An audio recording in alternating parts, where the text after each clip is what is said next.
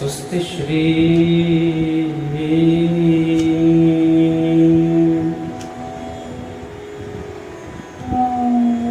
गणेशाय नमः।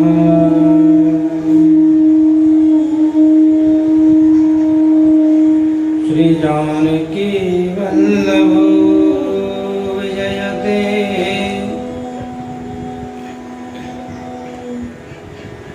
श्री हनुमते नमो नमः।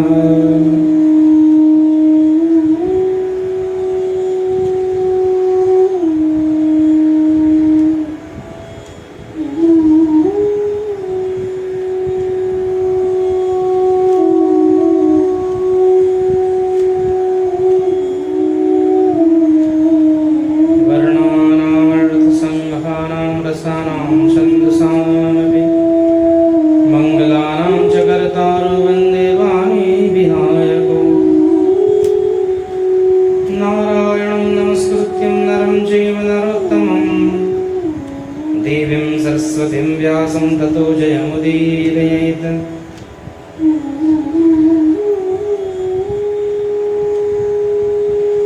रामाय रामभद्राय रामचन्द्राय वेदसे रघुनाथाय नाथाय सीताय पतये नमः।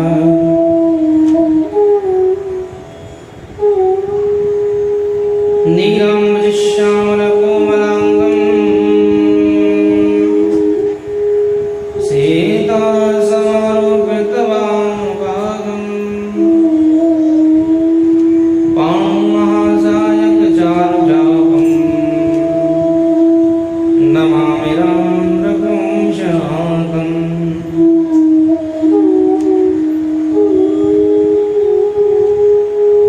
हनुमान कृपालु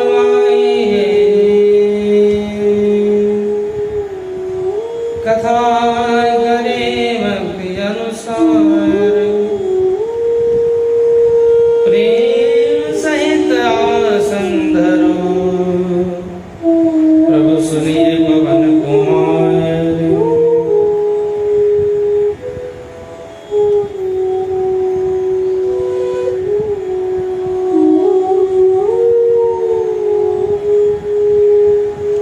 सिया राम में सब जगह जानी करो प्रणाम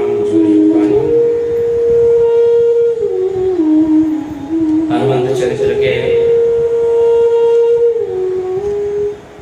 कड़ी में कुछ दिन हम जुड़ नहीं पाए।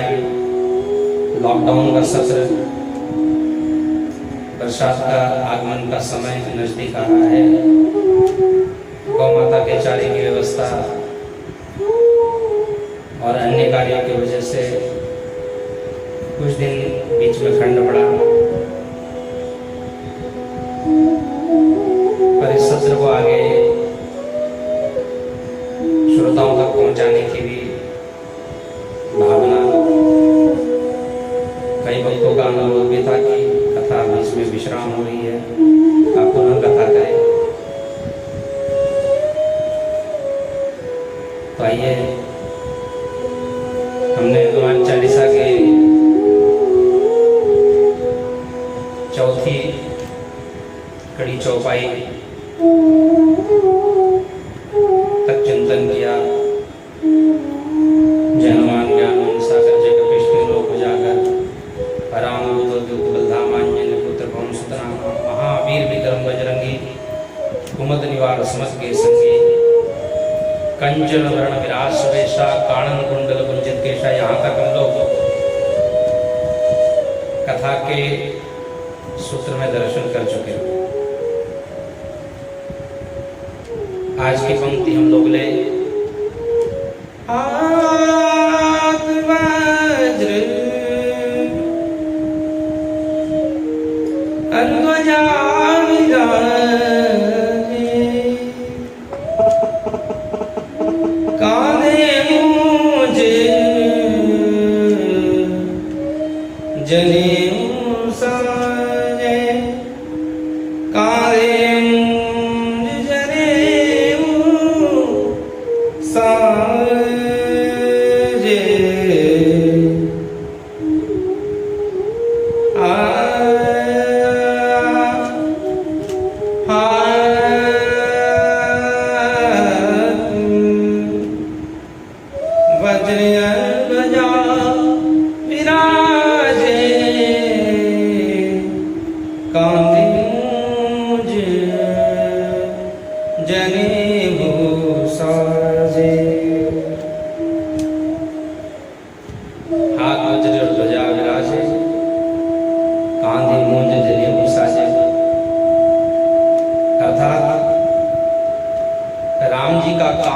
कौन करेगा?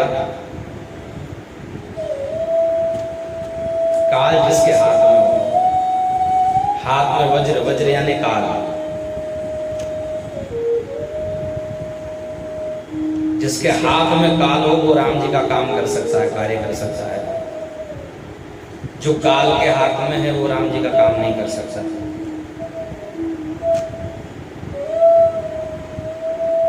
वज्र यानी गदा, हनुमान जी के हाथ में गदा है और दूसरे हाथ में ध्वजा। यह धर्म ध्वजा है।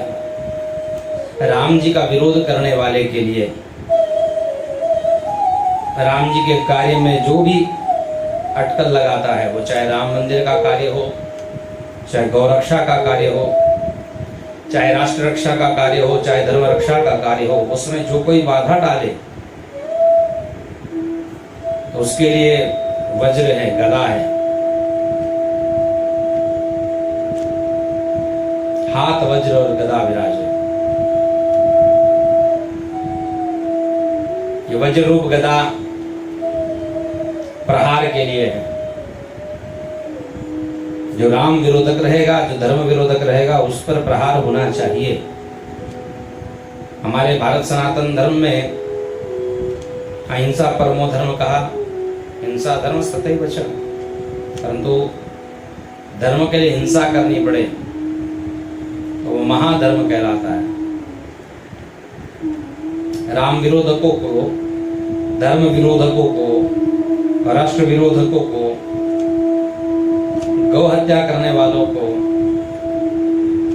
राम मंदिर में अटकल डालने वाले विरोधकों को, चाहे जो भी धर्म का कार्य हो, साधु संत पर प्रहार करने वालों को सहिष्णुता से छोड़ा नहीं जा सकता। उसके ऊपर प्रहार ही होना चाहिए। ऐसे भी हमारे किसी देवी ने, हमारे यहाँ की माताएं भी अबला नहीं है, उसको सबला कहा गया है, दुर्गा रूप कहा गया, अष्टभुजा कहा गया। वो भी 8 भुजाओं में अस्त्र शस्त्र धारण किए रहती है। हमारे हनुमान जी ने भी हाथ में वज्र धारण कर रखा है, गदा धारण कर रखी है। राम जी ने धनुष धारण कर रखा है। मर्यादा पुरुषोत्तम भगवान राम होकर के भी हाथ में धनुष धारण किए रहते हैं। भगवान नारायण का माधुर्य रूप कृष्ण एक हाथ में मुरली बजाते हैं तो कभी सुदर्शन चक्र भी धारण करते हैं। तो तात्पर्य यह है, जो धर्म का विरोध करेगा, उसमें बाधा डालेगा, उस पर वज्र प्रहार होना चाहिए, गदा प्रहार होना चाहिए। हनुमान चालीसा का यह सूत्र कहता है। वही भक्त, वही रामदूत राम जी का काम कर सकेगा जो सशक्त होगा, जो सबल होगा। हनुमान जी महाराज काल के अंतर्गत नहीं, हनुमान जी महाकाल है, इसलिए काल रूपी गदा वज्र हनुमान जी के हाथ में रहती है। और इसलिए राम जी के नाम की ध्वजा उनके दूसरे हाथों में फहराते रहती है। जिसके हाथ में गदा होगा, वज्र होगा, जो कठोर होगा, जो बलवान होगा, वही धर्म के ध्वजा को धारण करने के योग्य है। धर्मो रक्षति रक्षितः। जो धर्म की रक्षा करता है, धर्म उसकी रक्षा करता है। हनुमान जी महाराज असुर निकंदन है, वज्र लिए हैं हाथों में, राम द्वारे हैं, इसलिए ध्वजा को धारण किए हुए हैं।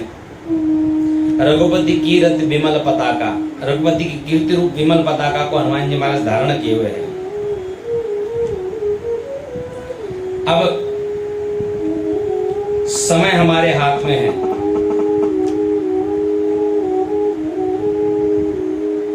नहीं, हम लोग सोचते हैं कि समय हमारे हाथ है, असल में हम समय के हाथ में पड़े हुए हैं। भागवत जी के महात्म्य में भक्ति महारानी रुदन करती है तो नारद जी समझाते हैं, क्यों परेशान हो? तो कहती है, मैं तरुणी रह गई, मेरे ज्ञान वैराग्य नाम के बच्चे बूढ़े रह गए हैं और इस कारण से मैं दुखी हूं, कष्टी हूं। भक्ति का रोना सिर्फ संतों को दिखाई देता है, अन्य किसी को दिखाई नहीं देता। तो नारद जी ने कहा, ये युग धर्म है, परेशान क्यों होती हो? कली आ चुका है, कली के प्रभाव के कारण, काल के प्रभाव के कारण ये घटना घटित हो रही है। अयम हो युग धर्मेण वर्तते कस्य दूषणम। ये समय की बात है। कहते हैं कि समय समय पर होता है समय समय की बात, और किसी समय का दिन बड़ा तो किसी समय की रात। एक संत कहते हैं इसी बात पर, समय समय पर होता है समय समय की बात, राम जन्म का दिन बड़ा तो कृष्ण जन्म की रात। हाथ में ऐसे तो हमने घड़ी बांध रखी है, परंतु असल में घड़ी ने हमको बांध रखा है। हमें महसूस होता है कि हमने घड़ी बांध रखी है, परंतु घड़ी ने हम सबको बांध रखा है। घड़ी हाथ में है, परंतु ये घड़ी किसी के बंधन में नहीं। हम समय के परिपूर्ण कंट्रोल में हैं, या काल हमसे सब कुछ कराता है। एक महात्मा हमेशा कहा करते, घड़ी घड़ी चलियह कहती यही विनीत, पर मूर्ख तेरे जन्म की एक घड़ी गई बीत। इसलिए समय का ध्यान हमेशा रखना चाहिए। रामचरितमानस में भी प्रताप भानु ने सबको हराया, पर जो उससे हार गया था उसी ने बाद में उसको हरा दिया, क्योंकि समय की बात है। समय प्रताप भानु कर जानी, आपन अति असमय अनुमानी। रहीमन चुप कर बैठिए देख दिनन के फेर, और जब नीके दिन आइए बनतन लगी है देर। तो प्यारे, समय के ही सारी बात होती है। समय ने हमको बांध रखा है। समय बरसात में हमको छाता हाथ में पकड़वा देती है, समय ठंडी में हमें स्वेटर पहना देती है, समय ही गर्मी में हमको हल्के कपड़े पहनने के लिए मजबूर कर देती है। अर्थात हम समय के कंट्रोल में हैं। बरसात जब आएगी तो किसी को कहना नहीं पड़ेगा कि छाता लेना है। ठंड का दिन आएगा तो किसी को कहना नहीं पड़ेगा स्वेटर पहनना है, अपने आप स्वेटर बाहर निकल आएगा। तात्पर्य यही है कि हम लोग समय के बंधन में हैं, समय के हाथ में हैं, तो समय के अनुसार हमें चलना पड़ता है। एक समय की बात है, एक सेठ जी बड़े प्रभु भक्त थे, गुरु भक्त थे। उन्होंने अपने गुरु जी को घर के एक अनुष्ठान में याद किया। उनके गुरु जी हिमालय रहते। गुरु जी के पास कहा कि हे गुरुदेव, हमारी इच्छा है कि आप इस अनुष्ठान में आप रहें, आपका सानिध्य प्राप्त हो। गुरुदेव ने कहा, भैया हम यहाँ ठंडे में रहने के आदी है, हिमालय में यहाँ जैसी बर्फ, यहाँ जैसा आनंद, यहाँ जैसा तब कहाँ मिलेगा। सेठ जी ने कहा, प्रभु मुझ पर प्रेम है तो जरा कृपा आशीर्वाद बनाइए, शिष्य का भी मान रखिए और आइए। गुरुदेव ने कहा कि अगर तुम्हारी इच्छा है तो ठीक है, पर वैसी व्यवस्था रखना।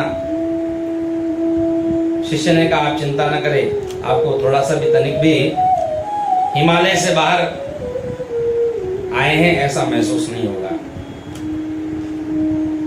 तब गुरु जी राजी हुए। गुरुदेव के आने से प्रभु उनके वाहन में बर्फ की सिल्लियां रखवा दी गई, और उस बर्फ की सिल्ली वाले वाहन में उनको लाया गया। आने से पहले कमरा साफ किया गया, बर्फ रख दिए गए कमरे में, लाद दिए गए बर्फ की लादियां, एसी चालू करवा दिया गया, पंखा चालू है। अब गुरुदेव जब आए तो बहुत प्रसन्न हुए। बड़ी सुंदर व्यवस्था।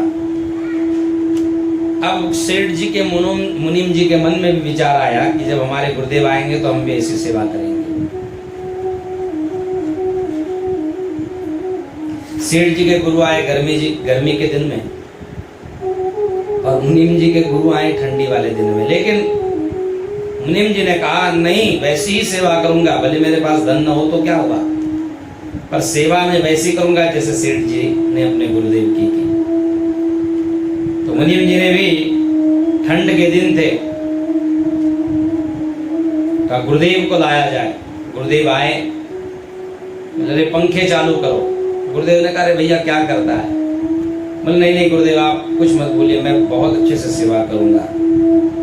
कमरे धुलवाए जाए। बोले ठंडी के दिन में कहाँ कमरे धुलवाते हो? बोले नहीं नहीं महाराज, हमारी से सेवा में चूक नहीं होनी चाहिए। बर्फ की सिल्लियां लाद दी जाए। ठंडी के समय में बर्फ की सिल्लियां लाद दी गई तो सोचिए गुरुदेव की क्या अवस्था हुई होगी। सेठ जी के गुरु हिमालय से आए और गर्मी के दिन में आए तो वहाँ बर्फ की सिल्लियां लदी हुई थी, ठीक है, अच्छी व्यवस्था। और मुनीम जी के सेठ जी, मुनीम जी के गुरुदेव ठंड में आए, वहां बर्फ की सिल्लियां रखी तो कष्ट हुआ होगा या सुख मिला होगा। तात्पर्य यह है कि हम सब लोग समय के बंधन में बंधे हुए हैं। समय के बंधन में बंधा हुआ जीव कभी भी प्रभु के कार्य को नहीं कर सकता, यही तात्पर्य है। और हनुमान जी के हाथ में काल है, इसका प्रमाण क्या? तो हनुमान जी महाराज लक्ष्मण जी को जब बाण लगा तो संजीवनी लाने के लिए निकल पड़े। रावण को पता चला, रावण ने काल नेमी नाम के राक्षस को भेजा। काल नेमी यानी चक्र, ये काल चक्र है। तो काल नेमी को कहा कि जाओ तुम्हें रास्ता रोकना है। काल नेमी ने कहा किसका? कहा कि हनुमान जी का। बोले हनुमान नाम सुना सुना लग रहा है, कहिए वही तो नहीं जो लंका जलाकर गया? रावण ने कहा ठीक समझा।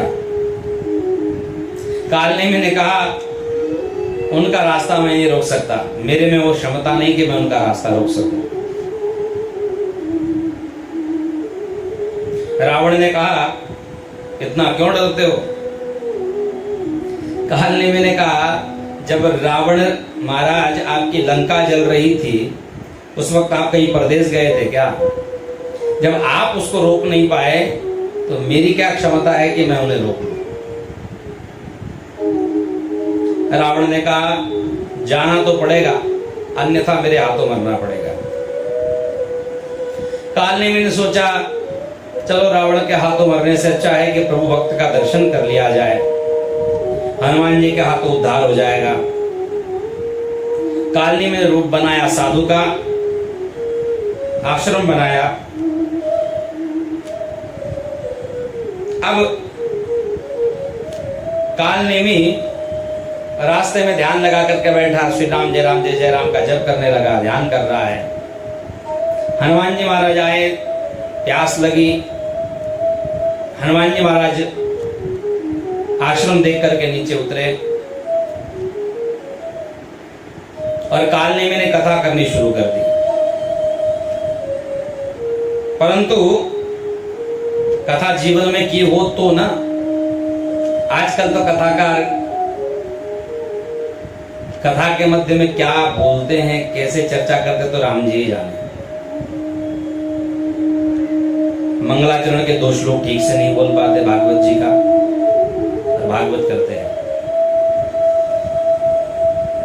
कथा प्रवक्ताओं के कुछ गुण बताए गए हैं, वो जब तक इनके अंग में न हो तब तक कथा श्रवण नहीं करनी चाहिए। कुछ तो हो। आज तो इतनी पात्रता किसी में नहीं कि जो व्यास जी की आसन पर कोई बैठ सके, सुखदेव जी के उस पावन आसन को परमहंसों की इस पावन कथा को श्रवण करा सके। लेकिन कुछ तो अंग होना चाहिए, न श्लोक, न चिंतन, न परंपरा, न गुरु परंपरा, बस बैठ जाते हैं। भागवत जी का वर्णन है, किसी भी कथा के व्यासपीठ पर बैठने का कुछ प्रमाण दिया गया, उस प्रमाण को टाल करके कोई कथा नहीं कर सकता। उसमें वर्णन आया है विरक्त होना चाहिए, वैष्णव भक्त होना चाहिए। विरक्त हुए बगैर कथा करने का अधिकार नहीं है। वैष्णव न हो तो उसे भागवत कथा आदि करने का अधिकार नहीं है। गुरु भक्त होना चाहिए, विरक्तो वैष्णवो विप्र होना चाहिए, ब्राह्मण होना चाहिए। ब्राह्मण क्यों हो? गुरुकुल परंपरा है, रक्त परंपरा है, गुण परंपरा है, मंत्र संहिता है। मंत्रों का उच्चारण शुद्ध होना चाहिए। रटा रटाया बोलने वाला व्यक्ति नहीं चाहिए। कान में हेडफोन लगा करके सुन ली कथा और उसको पुनः सुना दिया, ऐसे भी प्रवक्ताओं की आवश्यकता नहीं है।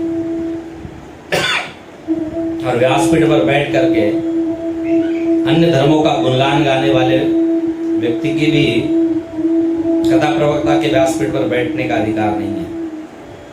सनातन धर्म का गुणगान गाएं, कठोरता से कुछ शब्द कहें, समाज के कल्याण के लिए उसका उच्चारण हो, ये व्यासपीठ का अधिकार है। व्यासपीठ समान रूप से सबको देखता है, परंतु व्यासपीठ पर बैठ करके धर्म का अवमान करने वाले व्यक्ति का यह अधिकार नहीं है। व्यासपीठ पर किसी भी अन्य धर्मों का, विधर्मियों का गुणगान गाए, ये व्यासपीठ पर बैठने का उसे अधिकार नहीं है। उसकी मर्यादा है। तो आदत हो तब ना। रावण की लंका में जो भी भगवान का भजन करता था, कथा करता था, उसे भगा दिया जाता था। अब करे तो क्या करे, मंगलाचरण किया नहीं, न ध्यान किया। कालनेमी ने उल्टी कथा कहनी शुरू कर दी।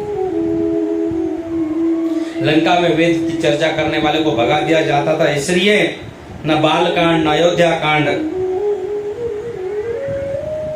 न अरण्य कांड, न किष्किंधा कांड, न सुंदर कांड, सीधा लंका कांड से शुरुआत कर दी।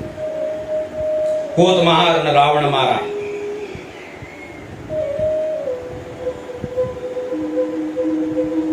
हनुमान जी ने सोचा कि उल्टी कथा चल रही है, इतने में उसने कह दिया, जीत ही न संशय, जीत ही न राम न संशय भारी। हनुमान जी ने कहा ये बात ठीक है। हनुमान जी को प्यास लगी। सुखदेव जी जैसे प्रवक्ता हो तो कथा के मध्य में न तो भूख लगती है न प्यास लगती है। परीक्षित जी ने 7 दिन में न भोजन किया न पानी ग्रहण किया,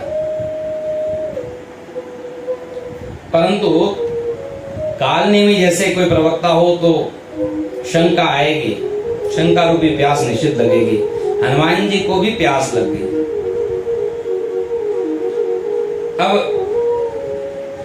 हनुमान जी ने कहा कि भैया प्यास लगी है महाराज, तो कालनेमी ने कमंडलू दे दिया। अब यहां से उल्टा हो रहा है। कथा शुरू होनी चाहिए बालकांड से, शुरू हो गई लंका कांड से। हनुमान जी ने पानी मांगा, इसने कमंडलू दे दिया। शिष्य जब कुछ मांगे तो गुरु दीक्षा से पहले कमंडलू दिया नहीं जाता। कमंडलू देना यानी सर्वाधिकार दे देना। हनुमान जी ने कहा सब उल्टा हुआ जा रहा है। तो हनुमान जी महाराज अब चल पड़े सरोवर की ओर। हनुमान जी महाराज सरोवर में गए। उसने सोचा अब लौट कर नहीं आएगा। सरोवर में जैसे गए तो हनुमान जी महाराज ने जैसे सरोवर में पैर रखा तो एक मकड़ी ने हनुमान जी को पैर पकड़ लिए। और वासना रूपी मकड़ी जो है वो वहां रहती है, और उस वासना रूपी मकड़ी ने हनुमान जी के पैर को पकड़ करके उनको रोकना चाहा। हनुमान जी ने प्रहार किया। जैसे ही प्रहार हुआ, रक्त का वमन करते हुए मकड़ी प्रकट हुई। वो विरक्त हो गई। उसने सत्य कह दिया, मुनि न हो या निश्चर घोरा, मानहु सत्य वचन कपि मोरा। वासना पर जब संत प्रहार करते हैं तो वो उपासना हो जाती है। अब वो मकड़ी सत्य जब बोल उठी तो हनुमान जी ने कहा ठीक है। यूं कह करके भगवान जल आदि पी करके बड़े प्रेम के साथ हनुमान जी महाराज आए हैं। कालनेमी ने कहा लो अब मैं आपको दीक्षा देता हूं, राम नाम का महामंत्र देता हूं। हनुमान जी ने कहा दीक्षा तो बाद में दे देना, पहले आप दक्षिणा ले लो। कालनेमी ने कहा शिष्य अरे दक्षिणा तो दीक्षा के बाद होती है। हनुमान जी ने कहा अब तक तो सारे काम उल्टे होते आए, तो ये भी एक काम सही, पहले आप दक्षिणा ले लो। हनुमान जी महाराज ने पूछ में लपेटा। उसने कहा अरे क्या करते हो? बोले हमारे यहाँ दक्षिणा ऐसी दी जाती है, आप जैसे कथाकारों को दक्षिणा ऐसी देनी चाहिए। हनुमान जी ने पूछ में लपेट करके काल ने मेरे को पटक दिया, वो गतप्राण हो गया। जाते जाते राम राम का उसने उच्चारण किया। हनुमान जी ने कहा अब काम सीधा हो गया। अर्थात हनुमान जी महाकाल है और काल ने भी काल चक्र है। काल चक्र को भी जो पकड़ करके रखे, काल चक्र के हाथ में जो नहीं आए वो हनुमान है, वो राम भक्त हनुमान जी महाराज है। तो काल किसके हाथ में है? उस महाकाल के हाथ में। और महाकाल कौन है? हनुमान जी महाराज साक्षात है। शंकर ही महाकाल है। करालम महाकाल कालम कृपालम। वैसे हनुमान जी महाराज महाकाल स्वरूप है, इसलिए उनके हाथ में काल रूपी गदा है। हाथ वज्र और गदा विराजे, और कांधे मूंज जनेऊ साजे। हनुमान जी महाराज बड़े प्रेम के साथ में जय श्री राम का उच्चारण करते हुए चल पड़े। काल ने मैंने कहा कि प्रभु जा तो रहे हो, राम राम का उच्चारण साथ में किया। हनुमान जी दुगने जोश में आगे बढ़े। वहां पर सभी जितने भी कपि आदि थे उन सभी ने श्री सीताराम सरकार के श्री चरणारविंदों में नमन निवेदन करते हुए सुषेण वैद्य ने कहा था कि सुबह होने न देना। हनुमान जी महाराज ने कहा चिंता न करो, सुबह नहीं हो सकती। क्यों? क्योंकि श्री सूर्य देवता मेरा स्वभाव जानते हैं। श्री सूर्य देवता को बाल काल में मैंने मुख में धारण किया था, तो सूर्य भगवान मेरा स्वभाव जानते हैं, सुबह कभी हो ही नहीं पाएगी, आप निश्चिंत रहें। अर्थात यही है कि हनुमान जी महाराज बताना चाहते हैं, जताना चाहते हैं कि समय उनके हाथ में है, वो समय के बंधन में नहीं। ऐसे हनुमान जी महाराज जी धर्म के ध्वजा को लहरा सकते हैं। और आगे वर्णन आया है कांधे मूंज जनेऊ साजे। हनुमान जी के कांधे पर मूंज मेखला की जनेऊ है। इसका अर्थात हनुमान जी महाराज ब्रह्मचारी है, पर ब्रह्मचारी है, बाल ब्रह्मचारी है। रामचरितमानस में दो ब्रह्मचारियों का वर्णन आया है, एक हनुमान जी और दूसरे परशुराम जी। हनुमान जी को याद रहता नहीं कि वो बाल ब्रह्मचारी है, और परशुराम जी महाराज भूलते ही नहीं कि वो ब्रह्मचारी है। एक को बड़ा मान है, वो हनुमान है, और दूसरे को अभिमान है, वो परशुराम है। परशुराम जी बार बार कहते मैं ब्रह्मचारी हूं, बाल ब्रह्मचारी की कोई विश्व विदित क्षत्रिय कुल दोही, मैं ब्रह्मचारी हूं।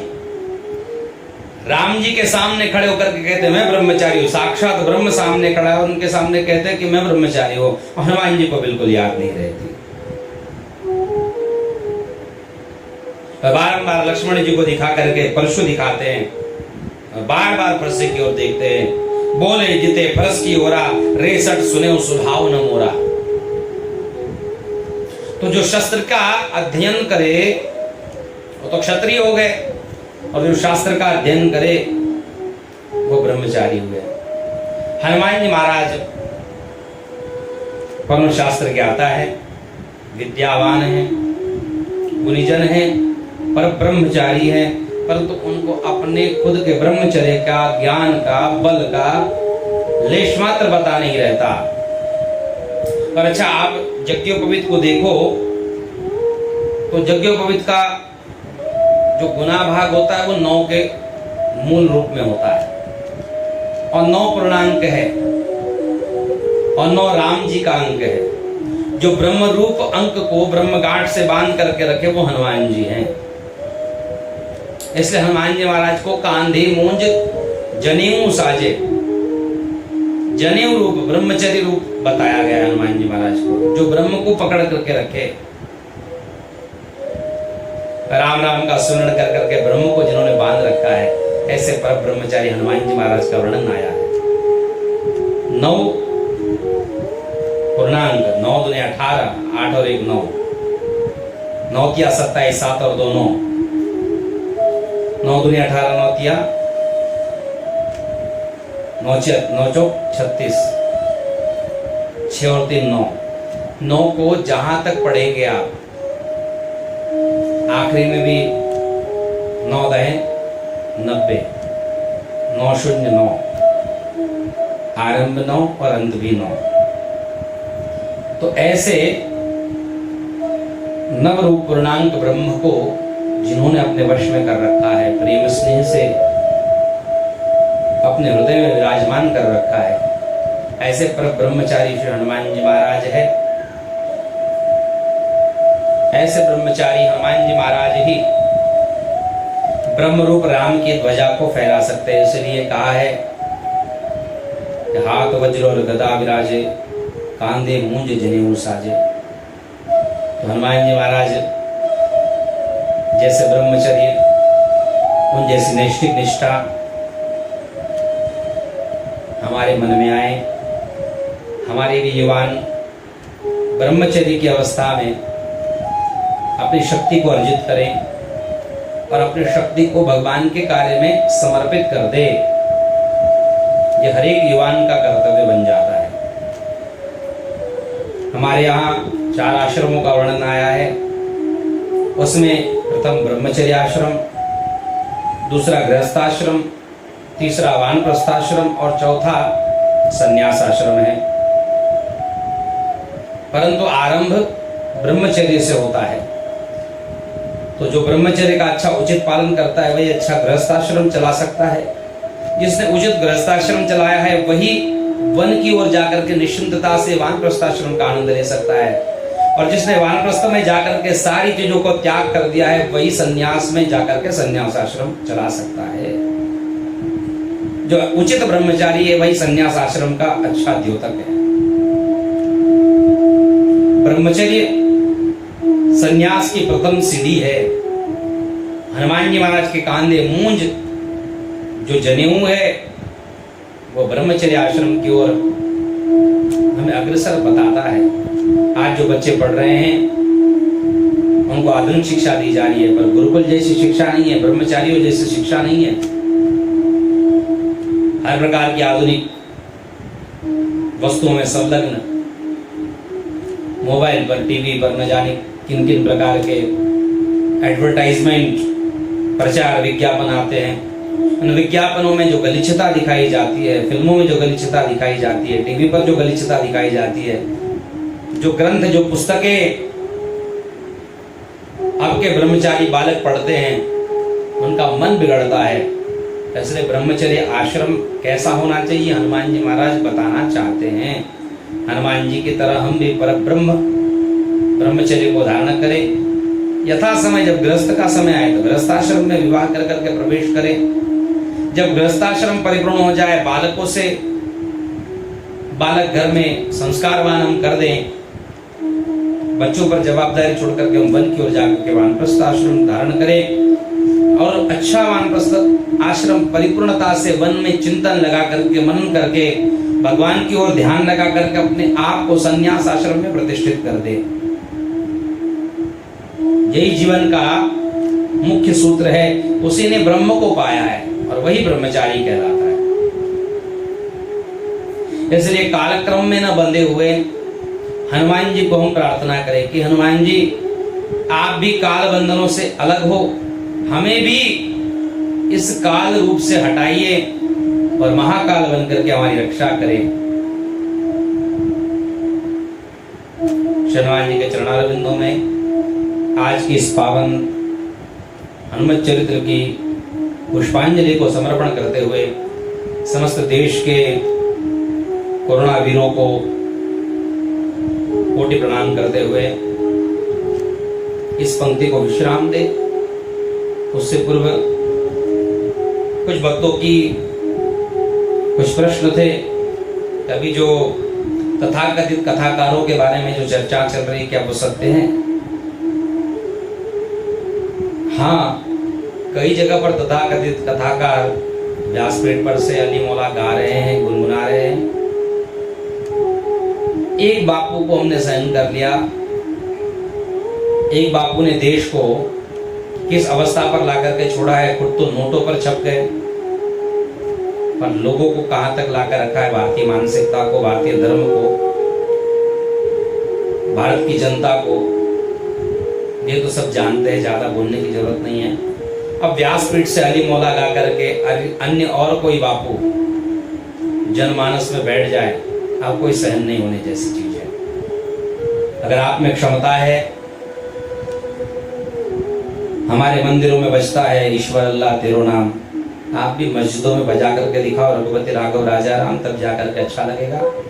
आपको अगर अली मौला करना है या अन्य विधर्मियों का नाम चिंतन करना है, तो सर्वधर्म समभाव की कोई सभा में जाकर के बैठ करके सुनाओ, या फिर सारी ज्ञान की बातें हिंदू जनमानस पर लादने की कोशिश न करें। अपना अपना धर्म आप संभाले, आपको जैसा करना है वैसा करें, परंतु व्यासपीठ पर बैठ करके यह सहन नहीं होगा। शास्त्र की मर्यादा का उल्लंघन करना आपके बस की बात नहीं है। शास्त्रों में संशोधन करने की इतनी क्षमता आपकी और हमारी नहीं है। शास्त्रों में संशोधन होना चाहिए। ये कई लोग कह रहे हैं साधु स्वभाव अलग विषय है, मानवता अलग विषय है, परंतु तो सिर्फ हिंदू धर्म के लोगों ने ठेका नहीं ले रखा, और व्यासपीठ ने तो इसका बिल्कुल नहीं ले रखा है। व्यासपीठ पर से शुद्ध विशुद्ध जो शास्त्र में चर्चा है, जो रामचरितमानस में, जो भागवत में, जो अन्य ग्रंथों में चर्चा दी, उसका सुस्पष्ट विश्लेषण करके लोगों तक पहुंचाने का कर्तव्य है। अन्य धर्मों का विश्लेषण करने के लिए व्यासपीठ नहीं दिया हुआ है।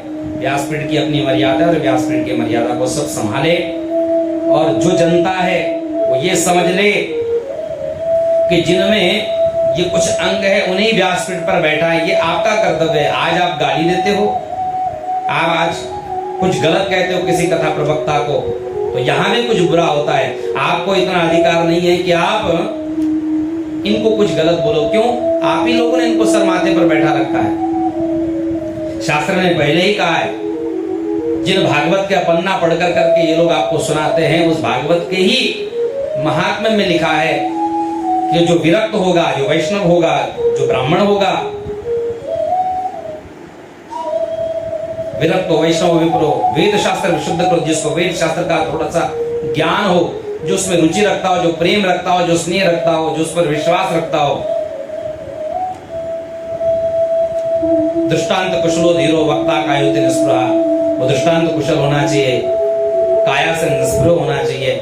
ऐसे व्यक्ति को ही इस कथा करने का अधिकार है। पैसे के लिए कथा को बेचे लाखों करोड़ों रुपए में, इसके लिए कथा नहीं है। थोड़ा मर्यादा बांधे। महिलाओं को व्यासपीठ पर बैठने का अधिकार नहीं है। क्यों? मासिक धर्म का दिक्कत है।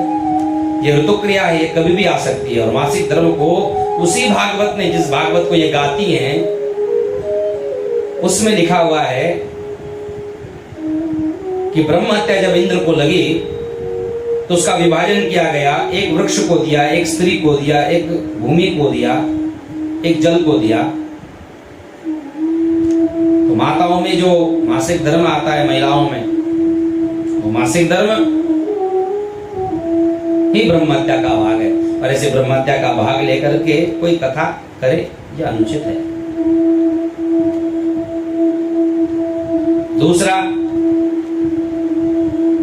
कई जगह पर शास्त्रों में स्त्री को चंचला कहा है, और व्यासपीठ पर कोई स्त्री बैठ करके कथा करे। मनुष्य की मानसिकता कैसी हो सकती है? शतपथ ब्राह्मण में इसका प्रमाण है, कौशिकी संहिता में इसका प्रमाण है। ज्यादा विस्तृत न कहते हुए आप स्वयं सुज्ञ हैं। सोशल मीडिया पर यहाँ वहाँ हम लोग किसी संत को या किसी प्रवक्ता को गाली दे, इतनी हमारी क्षमता नहीं। इसका निर्णय धर्माचार्य करेंगे, इसका निर्णय जगत गुरु करें। और जगत गुरु पीठ, शंकराचार्य पीठ, बड़े बड़े धर्माचार्य व्यासपीठ की मर्यादा को बांध ले। ये सब जब आरंभ होता है उसी वक्त में इन सबको रोक लेना चाहिए, ये उनकी मर्यादा है। परंतु ये भारत है, भारत में जो संविधान लगा है उस अनुसार किसी के प्रति कुछ बोला जाए तो उसे भुगतना पड़ता है। कोई गलत बोल रहा है उसका तो बहुत लोग सपोर्ट करने वाले हो जाते हैं। कोई अच्छा सच्चा लेकिन कड़वा कहे तो उसे सहन नहीं होता। फिर भी सनातन धर्म का कोई मजाक उड़ाए, हमारे व्यासपीठ पर बैठ करके किसी अन्य धर्म का गुणगान गाए, ये कोई सहन नहीं करेगा। माफी मांगना इतनी तक मर्यादा नहीं, अब आजीवन तक व्यासपीठ पर बैठ करके ऐसा कभी गलत नहीं करेंगे, इसका इनको वचन देना चाहिए।